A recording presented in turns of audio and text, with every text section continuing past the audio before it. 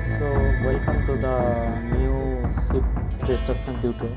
So in this tutorial I will show how to create the destruction kind of effect, the ship destruction in this tutorial, and I will show how to add some debris and the particle and how to create an explosion in the this destruction. And in this tutorial I will show step by step how to create and how to optimize the